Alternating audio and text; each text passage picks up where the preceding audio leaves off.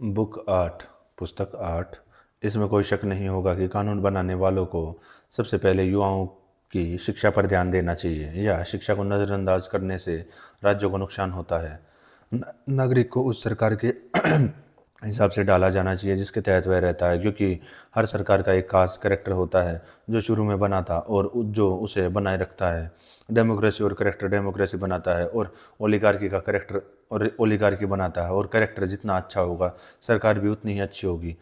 अब किसी भी काबिलियत या कला के इस्तेमाल के लिए सबसे पहले से ट्रेनिंग और आदत की शुरुआत ज़रूरत होती है। इसलिए साफ है कि अच्छे कामों के लिए भी, और क्योंकि पूरे शहर का एक ही मकसद है, इसलिए यह साफ है कि शिक्षा सभी के लिए एक जैसी होनी चाहिए और यह पब्लिक होनी चाहिए, प्राइवेट नहीं, जैसा कि अभी होता है। और जब कोई अपने बच्चों की अलग अलग देखभाल करता है और उन्हें अलग अलग शिक्षा देता है तो उसे सबसे अच्छा लगता है। आम फ़ायदों की चीज़ों की ट्रेनिंग सबके लिए एक जैसी होनी चाहिए, नहीं हमें यह मानना चाहिए कि नागरिकों में से कोई भी अपना है, क्योंकि वे सभी राज्य के हैं और उनमें से हर कोई राज्य का हिस्सा है। और हर हर हिस्से देखभाल पूरे की देखभाल से अलग नहीं की जा सकती। इस मामले में लेसेडिमोनियन की तारीफ की जानी चाहिए, क्योंकि वे अपने बच्चों के बारे में सबसे ज़्यादा मेहनत करते हैं और शिक्षा को राज्य का काम बनाते हैं। इस बात से इनकार नहीं किया जा सकता कि शिक्षा को कानून से रेगुलेट किया जाना चाहिए और यह सरकार का काम होना चाहिए। इसलिए इस पब्लिक शिक्षा का नेचर क्या होना चाहिए और युवाओं को कैसे पढ़ाया जाना चाहिए, ये ऐसे सवाल हैं जिन पर अभी भी विचार किया जाना बाकी है। इस क्योंकि इंसान इस बात पर बिल्कुल भी सहमत नहीं है कि क्या सिखाया जाना चाहिए, कि चाहे हम अच्छाई देखें या सबसे अच्छी ज़िंदगी। नहीं, यह साफ है कि शिक्षा का ज़्यादा संबंधी दिमाग अच्छाई से है या नैतिक अच्छाई से। मौजूदा तरीका उलझन में डालने वाला है। कोई नहीं जानता कि हमें किस सिद्धांत पर आगे बढ़ना चाहिए। क्या ज़िंदगी में काम की चीज़ें या अच्छाई या ऊंचा ज्ञान हमारी ट्रेनिंग का मकसद होना चाहिए। तीनों ही राय मानी गई हैं। फिर तरीकों के बारे में कोई सहमति नहीं है, क्योंकि अलग अलग लोग अच्छाई के नेचर के बारे में अलग अलग विचारों से शुरू हो करते हैं। स्वाभाविक रूप से इसके प्रैक्टिस के बारे में असहमत है। इसमें कोई भी शक नहीं है कि बच्चों को वे काम की चीज़ें सिखाई जानी चाहिए जो सच में जरूर है, लेकिन सभी चीज़ें नहीं, क्योंकि काम लिबरल और इन लिबरल में बटे हुए हैं। और छोटे बच्चों को सिर्फ वही ज्ञान दिया जाना चाहिए जो उनके लिए काम का हो, बिना उन्हें बद्दा बनाए। और कोई भी काम, कला या साइंस जो किसी आज़ाद इंसान के शरीर, आत्मा या मन को अच्छाई की प्रैक्टिस या इस्तेमाल के लिए कम काबिल बनाता है, वह बुरा है। इसलिए हम उन कलाओं को बुरा कहते हैं जो शरीर को खराब करती हैं। और इसी तरह सभी सैलरी वाली नौकरियों को भी, क्योंकि वे मन को सोख लेती हैं और गिरा देती हैं। कुछ लिबरल्स आर्ट भी हैं जो एक आज़ाद इंसान के लिए सीखने लायक है, लेकिन सिर्फ एक हद तक। और अगर वह उनमें परफेक्शन पाने के लिए उन पर बहुत ज़्यादा ध्यान देता है तो वही बुरे असर होंगे। इंसान अपने सामने जो मकसद रखता है उससे भी बहुत फर्क पड़ता है। अगर वह अपने लिए या अपने दोस्तों के लिए या बेहतरीन होने के मकसद से कुछ करता है या सीखता है तो वह काम गलत नहीं होगा लगेगा, क्योंकि लेकिन अगर दूसरों के लिए किया जाए तो वह वही काम छोटा और गुलामी वाला लगेगा। जैसा कि पहले ही बताया है, सिखाए गए विषय में आंशिक रूप से उदारवादी और आंशिक रूप से असहिष्णु चरित्र के हैं। उम्र की 5 ब्रांच के वे हैं: 1 पढ़ना और लिखना, 2 जिम्नास्टिक एक्सरसाइज, 3 म्यूजिक और जिसमें कभी कभी ड्राइंग भी जुड़ जाती है। इनमें से पढ़ना, लिखना और ड्राइंग को ज़िंदगी के मकसद के लिए कई तरह से फ़ायदेमंद माना जाता है। और जिम्नास्टिक एक्सरसाइज को हिम्मत देने वाला माना जाता है। म्यूज़िक के बारे में एक शक हो सकता है। आजकल ज़्यादातर लोग इसे मज़े के लिए सीखते हैं, लेकिन शुरू में इसे पढ़ाई में शामिल किया गया था, क्योंकि क्योंकि जैसा कि अक्सर कहा गया है, कुदरत खुद चाहती है कि हम न सिर्फ अच्छा काम कर सकें बल्कि फुर्सत का अच्छा इस्तेमाल भी कर सकें। क्योंकि जैसे कि मुझे बार बार दोहराना होगा, यह काम का पहला उसूल फुर्सत है। दोनों ज़रूरी हैं, लेकिन फुर्सत काम से बेहतर है। और इसलिए यह सवाल गंभीरता से पूछा जाना चाहिए कि जब हमारे पास फुर्सत हो तो हमें क्या करना चाहिए। जाहिर है हमें अपना मनोरंजन नहीं करना चाहिए, क्योंकि तब मनोरंजन ही ज़िंदगी का मकसद होगा। लेकिन अगर यह सोचा भी नहीं जा सकता और फिर भी गंभीर कार्यों में मनोरंजन की ज़रूरत दूसरे समय से ज़्यादा होती है, क्योंकि जो मेहनत करता है उसे आराम की ज़रूरत होती है और जो मनोरंजन से आराम मिलता है, जबकि काम में हमेशा मेहनत और मेहनत होती है। सही समय पर हमें मनोरंजन शुरू करना चाहिए और वे हमारी दवाएं होनी चाहिए, क्योंकि वे आत्मा में जो भावना पैदा करते हैं वह आराम है और आनंद से हमें आराम मिलता है। और फुर्सत अपने आप में खुशी और जीवन का आनंद देती है, जिसका अनुभव व्यस्त आदमी नहीं है बल्कि वे लोग करते हैं जिनके पास फुर्सत होती है। क्योंकि जो व्यस्त है उसे कोई ऐसा लक्ष्य नहीं है जो उसने हासिल नहीं किया, लेकिन खुशी एक ऐसा लक्ष्य है जिसे सभी लोग खुशी के साथ मनाते हैं, दर्द के साथ नहीं। हालांकि इस खुशी को अलग अलग लोग अलग अलग तरह से देखते हैं और यह लोगों की आदत के अनुसार अलग अलग होती है, और सबसे अच्छे आदमी की खुशी सबसे अच्छी होती है और सबसे अच्छे सोर्स से आती है। तो यह साफ है कि सीखने और शिक्षा की कुछ शिक्षाएं जिनका हमें फुर्सत का आनंद लेने के लिए अध्ययन करना चाहिए, उन्हें अपने लिए महत्व दिया जाना चाहिए, जबकि जो ज्ञान बिजनेस में आता है उसे जरूरी माना जाता है और वह जो दूसरी चीज़ों के लिए होता है। और इसलिए हमारे पूर्वजों ने संगीत को शिक्षा में शामिल किया, न तो इसकी ज़रूरत क्या उपयोग न तो इसकी ज़रूरत या उपयोगिता के आधार पर, क्योंकि यह न तो जरूरी और नहीं पढ़ने और लिखने की तरह काम का है जो पैसा कमाने, घर के मैनेजमेंट, जान पाने और राजनीतिक जीवन में काम आते हैं। न ही यह ड्राइंग की तरह है जो कलाकारों के कामों को ज़्यादा सही तरीके से समझने के लिए काम आता, नहीं जिम्नास्टिक की तरह जो सेहत को ताकत देता है, क्योंकि इनमें से कुछ भी संगीत से नहीं मिलता। तो फुर्सत में दिमागी मजे के लिए संगीत का इस्तेमाल बचता है। ऐसा लगता है कि इस यही इसके शुरुआत का कारण रहा होगा। यह उन तरीकों में से एक है जिससे यह सोचा जाता है कि एक आज़ाद आदमी को अपना फुर्सत का समय बिताना चाहिए। जैसा कि होमर कहते हैं, लोगों की अच्छी दावत में बुलाना कितना अच्छा है, और बाद में वह दूसरों के बारे में बात करते हैं जिन्हें वह कभी जो उन सभी को खुश करेगा बुलाते हुए बताते हैं। और एक दूसरी तरह ओडिसियस कहते हैं कि ज़िंदगी बिताने का इससे बेहतर कोई और तरीका नहीं है। लोगों के दिल खुश हों और हाल में दावत देने वाले हों, क्रम से बैठे हुए गायक की आवाज़ सुने, तो यह साफ है कि एक तरह की शिक्षा है जिसमें माता पिता को अपने बेटों को ट्रेनिंग देनी चाहिए, न कि इसलिए कि यह काम किया जरूरी है, बल्कि इसलिए कि यह आज़ादी वाली चीज़ है। यह सिर्फ एक तरह की है या एक से ज़्यादा तरह की, और अगर है तो वे क्या है और उन्हें कैसे दिया जाना चाहिए यह बाद में तय किया जाना चाहिए। अब हम इतना कह सकते हैं कि पुराने लोग हमारे गवाह हैं, क्योंकि उनकी राय इस बात से पता चलती है कि संगीत शिक्षा की जानी मानी और पारंपरिक शाखाओं में से एक है। इसके अलावा यह साफ है कि बच्चों को कुछ काम की चीज़ें सिखाई जानी चाहिए, जैसे पढ़ना और लिखना, न सिर्फ उनके काम की वजह से बल्कि इसलिए भी कि उनसे कई दूसरी तरह की जानकारी मिलती है। इसी तरह उन्हें ड्राइंग सिखाई जा सकती है, न कि अपनी खरीदारी में गलतियां करने के रोकने के लिए, या इसलिए कि चीज़ें खरीदते या बेचते समय उन पर कोई दबाव न डाले, बल्कि इसलिए कि इससे वे इंसानी रूप की सुंदरता को जज कर पाते हैं। हमेशा काम की चीज़ों की तलाश करने से और आज़ाद और महान आत्मा नहीं बन जाती।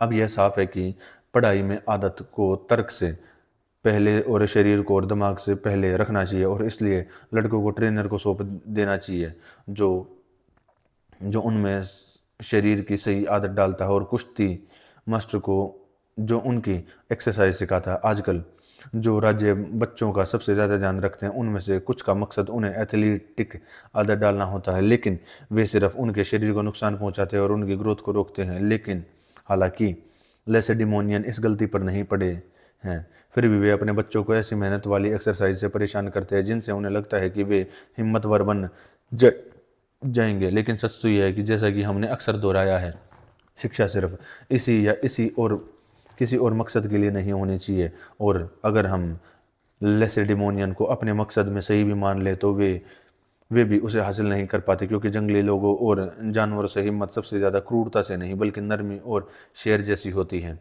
गुस्सा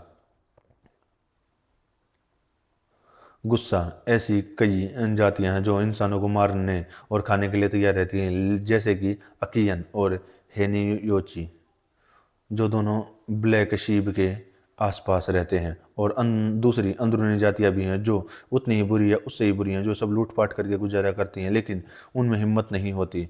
यह बदनाम है कि लेसेडिमोनियन, जबकि वे खुद अपनी मेहनत वाली ड्रिल में मेहनती थे, दूसरों से बेहतर थे, लेकिन अब वे युद्ध और जिम्नास्टिक एक्सरसाइज दोनों में हार जाते हैं, क्योंकि उनकी पुरानी बेहतरी उनके युवाओं को ट्रेनिंग देने के तरीके पर निर्भर नहीं करती, बल्कि सिर्फ इस बात पर निर्भर करती है कि उन्होंने उन्हें ऐसे समय में ट्रेनिंग दी जब दूसरे नहीं देते थे। इसलिए हम यह अंदाज़ा लगा सकते हैं कि जो अच्छा है, न कि जो क्रूर है, उसे पहले स्थान पर होना चाहिए। कोई भी भेड़िया या दूसरा जंगली जानवर सच में अच्छे खतरे का सामना नहीं करेगा। ऐसे खतरे बहादुर लोगों के लिए होते हैं। और जो माता पिता अपने बच्चों को जिम्नास्टिक में लगा देते हैं और उनकी ज़रूरी पढ़ाई पर ध्यान नहीं देते, वे असल में उन्हें बुरा बनाते हैं, क्योंकि वे उन्हें सिर्फ एक चीज़ में देश के लिए काम का बनाते हैं। और इस मामले में भी यह तर्क उन्हें दूसरों से कमतर साबित करता है। हमें लेसेडिमोनियन लोगों को इस आधार पर नहीं आंकना चाहिए कि वे क्या कर रहे हैं, बल्कि इस आधार पर आंकना चाहिए कि वे क्या हैं, क्योंकि अब उनके दुश्मन हैं जो उनकी पढ़ाई का मुकाबला करते हैं। पहले उनके पास कोई नहीं था। यह एक माना हुआ नियम है कि पढ़ाई में जिम्नास्टिक एक्सरसाइज का इस्तेमाल होना चाहिए और बच्चों के लिए वे हल्की होनी चाहिए, जिसमें ज़्यादा मेहनत या दर्दनाक मेहनत न हो, ताकि शरीर की ग्रोथ में रुकावट न आए। शुरुआती सालों में बहुत ज़्यादा ट्रेनिंग की बुराई ओलंपिक विजेताओं के उदाहरण से साफ साबित होती है, क्योंकि उनमें से 2 या 3 से ज़्यादा लोगों ने ही लड़के और लड़के दोनों के तौर पर इनाम जीता है। उनकी शुरुआती ट्रेनिंग और कड़ी जिम्नास्टिक एक्सरसाइज ने उनके शरीर को थका दिया है। जब बचपन खत्म हो जाए तो 3 साल पूरी दूसरी पढ़ाई में बीतने चाहिए। उसके बाद की ज़िंदगी को कड़ी एक्सरसाइज और कड़े रूटीन में लगाया जा सकता है। आदमियों को अपने दिमाग और शरीर से एक ही समय में मेहनत नहीं करनी चाहिए, क्योंकि दोनों तरह की मेहनत एक दूसरे के उल्टी है। शरीर की मेहनत दिमाग को रोकती है और दिमाग की मेहनत शरीर की मेहनत दिमाग को रोकती है और दिमाग की मेहनत शरीर को। म्यूज़िक के बारे में कुछ सवाल हैं जो हम पहले से ही उठा चुके हैं। उन्हें अब हम फिर से शुरू कर सकते हैं और आगे बढ़ा सकते हैं, और हमारी बातें इस विषय पर या किसी और चर्चा के लिए शुरुआत का काम करेंगी। यह तय करना आसान नहीं है कि म्यूज़िक कैसा है या किसको इसकी जानकारी क्यों नहीं होनी चाहिए।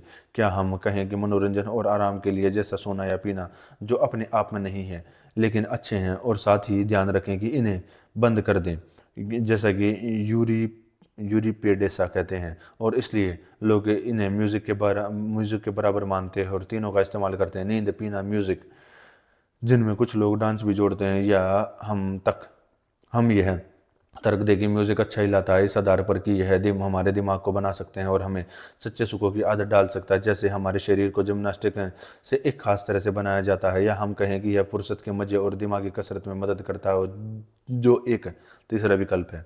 अब जाहिर है कि युवाओं को उनके मनोरंजन के लिए नहीं सिखाया जाना चाहिए, क्योंकि सीखना कोई खुशी नहीं बल्कि इसके साथ दर्द भी होता है। न ही उस उम्र के लड़कों के लिए दिमागी मजा सही है, क्योंकि यह अंत है जो अधूरा है। वह परफेक्ट या अंत तक नहीं पहुंच सकता।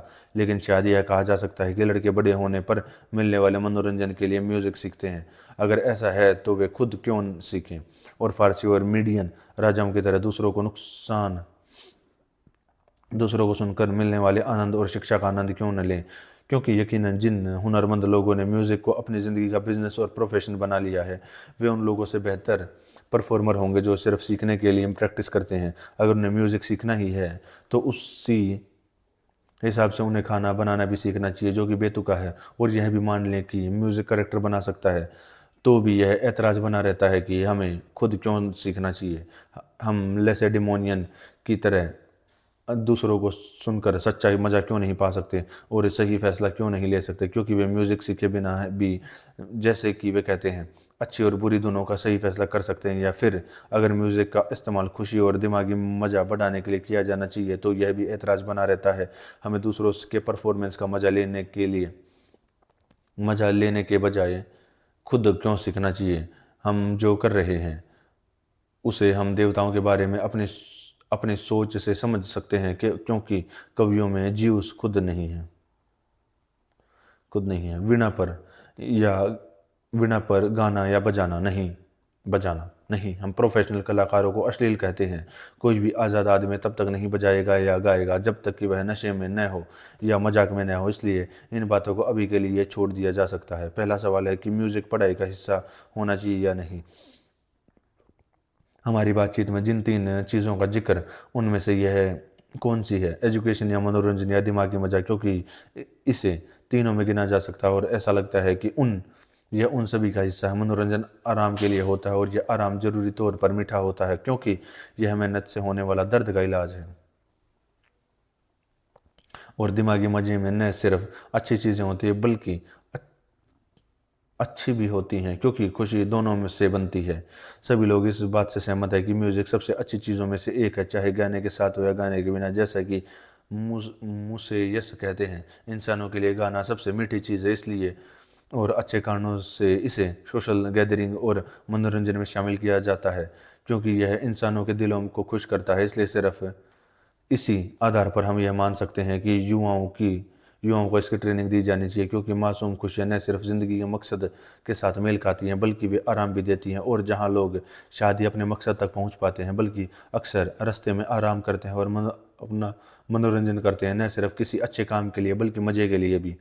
ऐसे में उनके लिए कभी कभी संगीत में रिफ्रेशमेंट पाना अच्छा हो सकता है। कभी कभी ऐसा होता है कि लोग मनोरंजन को ही मकसद बना लेते हैं, क्योंकि मकसद में शायद कुछ खुशी होती है, हालांकि कोई आम या छोटी खुशी नहीं, लेकिन वे छोटी चीज़ को बड़ी चीज़ समझ लेते हैं और एक चीज़ की तलाश में दूसरी चीज़ ढूंढ लेते हैं, क्योंकि हर खुशी का मकसद काम से मिलता जुलता होता है।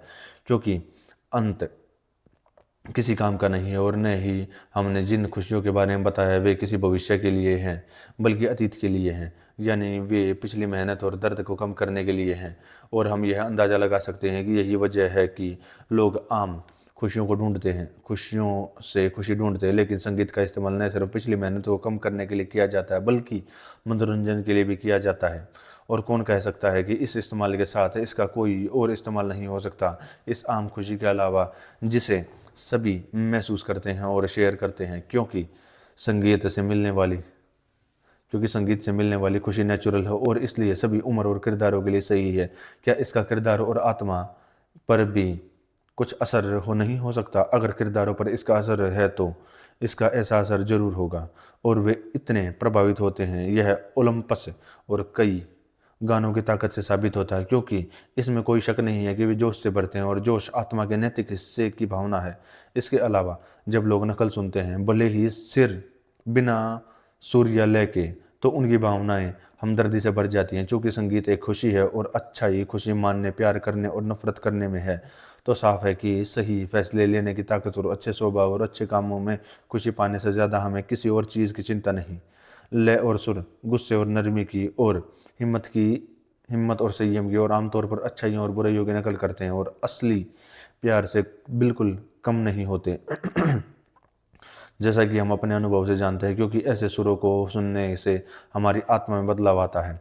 सिर्फ दिखावे से खुशी या दर्द महसूस करने की आदत असलियत के बारे में वैसी ही भावना से बहुत अलग नहीं है। उदाहरण के लिए, अगर कोई सिर्फ सुंदरता के लिए किसी मूर्ति को देखकर खुश होता है, तो इसका मतलब है कि असली मूर्ति को भी देखना भी उसे अच्छा लगेगा। स्वाद या छूने जैसी किसी भावना दूसरी भावना का नैतिक गुणों में से कोई लेना देना नहीं। देखने में तो बस थोड़ा सा है, क्योंकि आकृतियाँ कुछ हद तक नैतिक होती हैं, और अब तक सभी उनके बारे में महसूस करने में हिस्सा लेती हैं।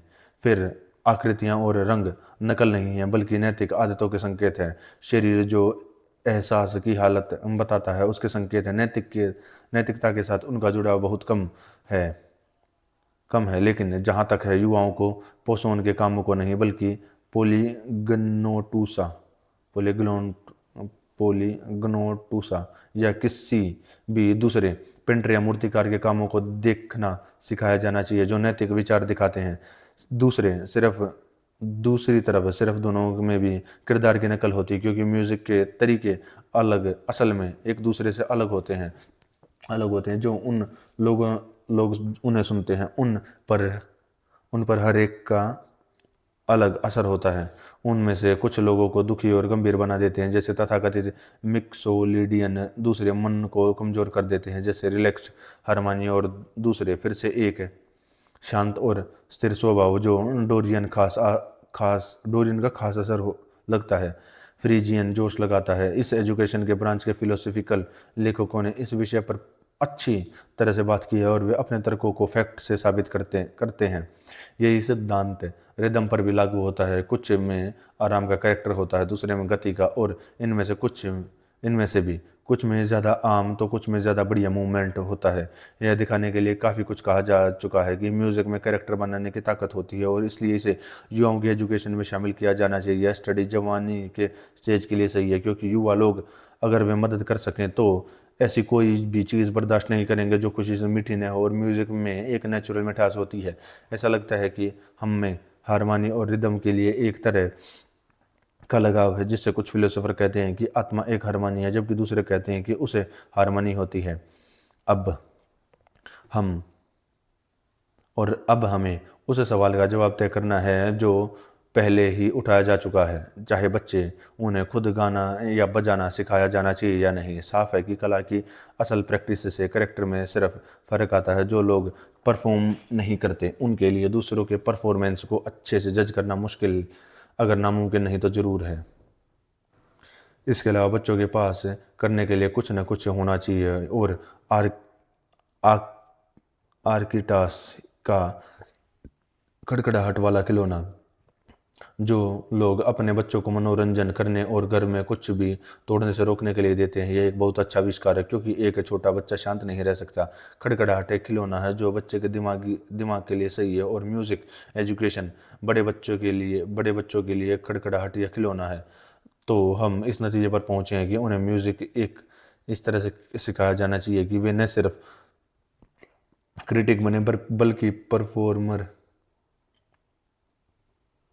परफॉर्मर भी बने। अलग अलग उम्र के बच्चों लोगों के लिए क्या सही है और क्या नहीं, इस सवाल का जवाब आसानी से दिया जा सकता है। और उन लोगों की आपत्ति का जवाब देने में कोई मुश्किल नहीं है जो कहते हैं कि संगीत की पढ़ाई अश्लील है। अब हम कहते हैं सबसे पहले कि जो लोग जज बनने वाले हैं उन्हें परफॉर्मर भी होना चाहिए और उन्हें जल्दी प्रैक्टिस शुरू कर देनी चाहिए। हालांकि जब वे बड़े हो जाएं तो उन्हें काम से बचाया जा सकता है। उन्हें अपनी जवानी में मिले ज्ञान की वजह से अच्छी चीज़ों की कदर करना और उनमें से खुश होना सीखना चाहिए। जहाँ तक संगीत के अश्लील असर की बात है, यह सवाल है कितना, जिसे तय करने में हमें कोई मुश्किल नहीं होगी जब हम यह सोचेंगे कि राजनीतिक गुणों की ट्रेनिंग ले रहे आज़ाद लोगों को किस हद तक इस कला को अपनाना चाहिए। उन्हें कौन सी धुनें और कौन सी रिदम इस्तेमाल करने की इजाज़त दी जानी चाहिए। उन्हें बजाना सिखाने के लिए कौन से इंस्ट्रूमेंट इस्तेमाल किए जाने चाहिए, क्योंकि इंस्ट्रूमेंट भी फ़र्क डालता है। आपत्ति का जवाब इन फ़र्कों पर निर्भर करता है, क्योंकि यह बहुत मुमकिन है कि संगीत सिखाने और सीखने के कुछ तरीकों का सच में बुरा असर पड़ता हो। तो यह साफ है कि संगीत सीखने से बुढ़ापे के काम में रुकावट नहीं आनी चाहिए या शरीर कमज़ोर नहीं होना चाहिए या उसे सिविल या मिलिट्री ड्यूटी के लिए अयोग्य नहीं बनाना चाहिए, चाहे वह शुरुआती प्रैक्टिस के लिए हो या बाद में उनकी पढ़ाई के लिए।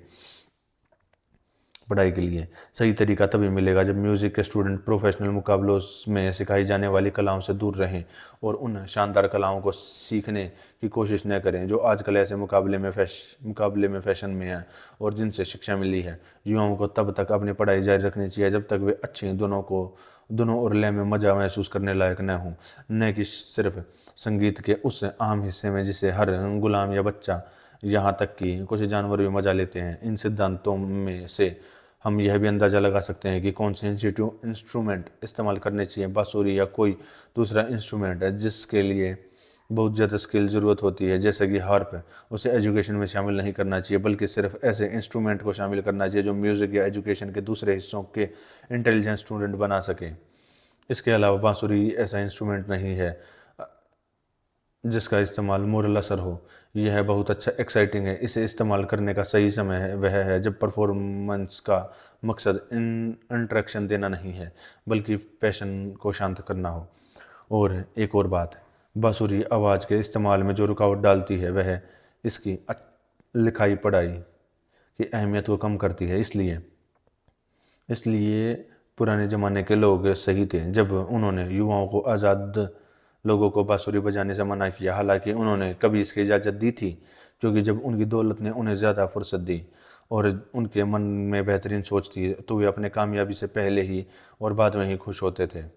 फारसी युद्ध के बाद फारसी युद्ध के बाद उन्होंने समझदारी से ज़्यादा जोश के साथ हर तरह का ज्ञान हासिल किया और इसलिए उन्होंने शिक्षा में बांसुरी को शामिल किया।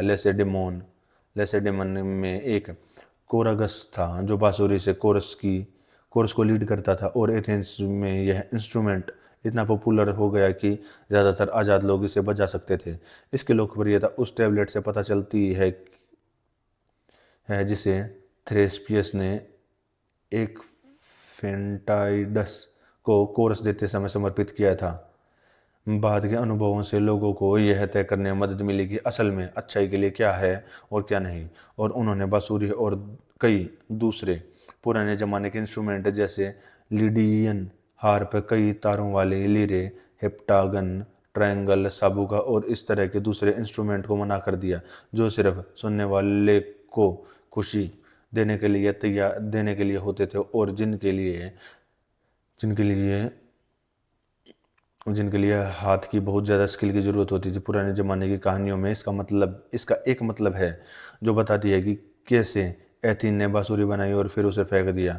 यह उनका बुरा आइडिया नहीं था कि देवी को यह इंस्ट्रूमेंट इसलिए पसंद नहीं था क्योंकि इससे चेहरा बदसूरत लगता था, लेकिन हम और भी ज़्यादा वजह से कह सकते हैं कि उन्होंने इसे इसलिए मना कर दिया था क्योंकि बांसुरी बजाने की कला सीखने से दिमाग पर कोई असर नहीं पड़ता, क्योंकि एथीन में हम इसमें हम ज्ञान और कला दोनों का श्रेय देते हैं। इस तरह हम प्रोफेशनल इंस्ट्रूमेंट और म्यूज़िक की प्रोफेशनल पढ़ाई के तरीके को भी नकार देते हैं। और प्रोफेशनल से हमारा मतलब है वह जो कॉन्टेस्ट में अपनाया जाता है, क्योंकि इसमें परफॉर्मर अपनी बेहतरी के लिए नहीं बल्कि अपने सुनने वालों को खुशी देने के लिए, और वह भी एक तरह का घटिया। इसी वजह से म्यूज़िक बनाना किसी फ्री आदमी का नहीं बल्कि पैसे लेकर परफॉर्मर करने वाले का काम है। और यह नतीजा यह होता है कि परफॉर्मर घटिया बन जाते हैं, क्योंकि जिस मकसद को पाना चाहते हैं वह बुरा होता है, दर्शक की अश्लीलता संगीत के चरित्र को, और इसलिए कलाकारों के चरित्र को गिरा देती है। वे उसकी ओर देखते हैं, वही उन्हें वैसा बनाता है जैसा वे हैं, और उनके शरीर को भी उन हरकतों से बनाता है जो वह उनसे दिखाने की उम्मीद करता है। हमें रिदम और हारमोनी पर भी ध्यान देना होगा। क्या हम इन सभी का इस्तेमाल पढ़ाई में करेंगे या इनमें कोई फ़र्क करेंगे, और क्या फ़र्क वही होगा जो पढ़ाई में लगे लोग करते हैं, या कोई और फ़र्क होगा? क्योंकि हम देखते हैं कि म्यूज़िक मेलोडी और रिदम से बनता है, और हमें यह जानना चाहिए कि पढ़ाई पर इनका क्या असर होता है, और हमें मेलोडी से में बेहतरीन होना चाहिए या रिदम में। क्योंकि आजकल के कई म्यूजिशियन और उन फिलोसोफर ने इस सब्जेक्ट पर बहुत अच्छी तरह से बात की, क्योंकि म्यूज़िक की पढ़ाई का काफ़ी अनुभव है, इसलिए हम इस सब्जेक्ट के साथ सटीक स्टूडेंट को इनके बारे में बताएंगे।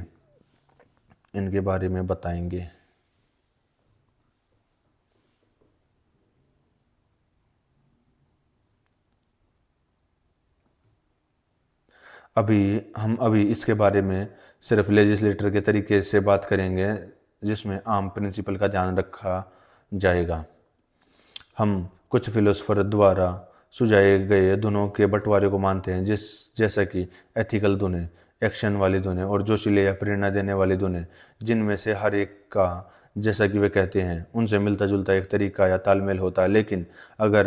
लेकिन हम आगे यह भी मानते हैं कि संगीत की पढ़ाई एक नहीं बल्कि कई फायदों के लिए होनी चाहिए, यानी शिक्षा, शुद्धिकरण शब्द का इस्तेमाल हम अभी बिना किसी वजह के करते हैं, लेकिन जब हम आगे कविता की बात करेंगे तो हम इस विषय पर ज़्यादा बारीकी से बात करेंगे। संगीत दिमागी खुशी, आराम और मेहनत के बाद मनोरंजन के लिए भी काम आ सकता है। इसलिए यह साफ है कि हमें सभी तालमेल का इस्तेमाल करना चाहिए, लेकिन सभी का एक ही तरह से नहीं। शिक्षा में एथिकल धुनों को प्राथमिकता देनी चाहिए, लेकिन हम एक्शन और जुनून वाली धुनें तब सुन सकते हैं जब वे दूसरे गा रहे हों, क्योंकि दया और डर जैसी भावना या फिर उत्साह कुछ आत्माओं में बहुत मजबूती से महसूस होती हैं और कमोबेश सभी पर असर डालती हैं। कुछ लोग धार्मिक उन्माद में पड़ जाते हैं, जिन्हें रहस्यमयी धुनों का इस्तेमाल में बेपरवाह होते दिखते हैं, जो आत्मा को ठीक और शुद्ध करती हैं।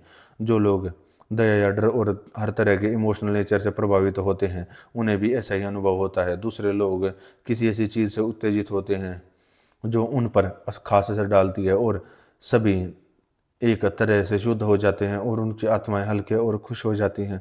शुद्धि की धुनें भी इंसानियत को एक मासूम खुशी देती हैं। ऐसी ही हारमोनी और धुनें जिनमें थिएटर में संगीत पेश करने वालों को मुकाबले करने के लिए बुलाया जाना चाहिए, लेकिन चूंकि दर्शक दो तरह के होते हैं, एक आज़ाद और पढ़े लिखे और दूसरे मैकेनिक, मजदूर और ऐसे ही लोगों से बनी एक आम भीड़, इसलिए दूसरे दर्जे के लोगों के आराम के लिए भी मुकाबले और प्रदर्शनियां होनी चाहिए, और धुनें वैसी ही होंगी उनके दिमाग, क्योंकि जैसा उनका दिमाग नेचुरल हालत में भटक जाता है, वैसे ही बढ़ा चढ़ाकर और हर खराब हारमोनी भी होती हैं, जो उसी का एक परवर्जन है।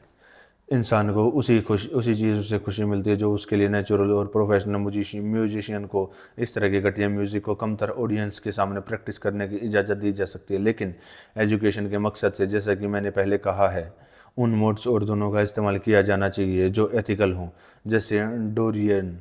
हालांकि हम उन धुनों को भी शामिल कर सकते हैं जिन्हें म्यूज़िक की शिक्षा लेने वाले फिलोसोफर ने मंजूरी दी हो। रिपब्लिका के सुकरात सुकरात डोरियन के साथ सिर्फ फ्रिजियन मोड को रखने में गलत हैं, और इसलिए भी उन्होंने क्योंकि उन्हें बांसुरी को मना कर दिया, क्योंकि फ्रिजियन मोड्स के लिए वही है जो बांसुरी म्यूजिकल इंस्ट्रूमेंट के लिए है। और दोनों ही एक्टिंग और इमोशनल पोएट्री यह साबित करती है, क्योंकि बेकिक, फ्रेंजी और इस तरह की सभी भावनाएं बांसुरी से सबसे अच्छे से जाहिर होती है और किसी भी दूसरी हारमोनी की तुलना में फ्रीजियन के लिए बेहतर सेट होती है। उदाहरण के लिए डी डिथीरेम्ब को फ्रीजियन माना जाता है, जिसके बारे में संगीत के जानकार कई सबूत देते हैं, दूसरी बातों के अलावा जैसे कि दूसरी बातों के फिलो फिलोसेंस ने जब अपने ट्रेल्स को डोरियन तरीके से डिथीरिम्ब के तौर पर बनाने की कोशिश की तो उसे यह नामुमकिन लगा और वह ज़्यादा फ्रीजियन में वापस आ गया। सभी लोग इस बात से सहमत है कि डोरियन संगीत सबसे गंभीर और मर्दाना है, और जहां हम कहते हैं कि बहुत चीज़ों से बचना चाहिए और बीच का रास्ता अपनाना चाहिए, और जहां डोरियन दूसरी हारमोनी फ्रीजियन और लीडियन के बीच का रास्ता है, तो यह साफ है कि आपके युवाओं को डोरियन संगीत सिखाया जाना चाहिए। दोनों बातों का ध्यान रखना होगा। यह मुमकिन है, क्या मुमकिन है, क्या सही है, हर आदमी को इन्हीं पर ध्यान देना चाहिए, लेकिन ये भी उम्र पर निर्भर करते हैं। बूढ़े लोग जिनकी ताकत खत्म हो गई है वे मुश्किल धुनें ठीक से नहीं गा सकते, और कुदरत खुद यही कहती है कि उनके गाने ज़्यादा आराम वाले होने चाहिए।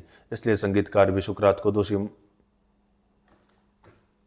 दोषी मानते हैं, और सही भी है, क्योंकि उन्होंने पढ़ाई में आराम वाले दोनों को यह सोचकर मना कर दिया था कि वे नशीले हैं। नशे के आम मतलब में है नहीं, क्योंकि शराब इंसान को ज़्यादा उत्तेजित करती है, बल्कि इसलिए कि उनमें कोई ताकत नहीं होती, और इसलिए ज़िंदगी के उस समय को ध्यान में रखते हुए जब बूढ़े आदमी को होने लगते हैं, उन्हें दूसरों की तरह की हल्की धुनों और हारमोनी की प्रैक्टिस करनी चाहिए। और यदि कोई सामंजस्य जैसा कि लीडियन अन्य सभी से ऊपर प्रतीत होता है, जो कोमल आयु के बच्चों के लिए उपयुक्त है और जिसमें व्यवस्था और शिक्षा दोनों के तत्व मौजूद हैं, तो स्पष्ट है रूप से हमें इसका उपयोग करना चाहिए, क्योंकि शिक्षा 3 सिद्धांतों पर आधारित होनी चाहिए: औसत संभव बनना, ये 3। इति ओम शम।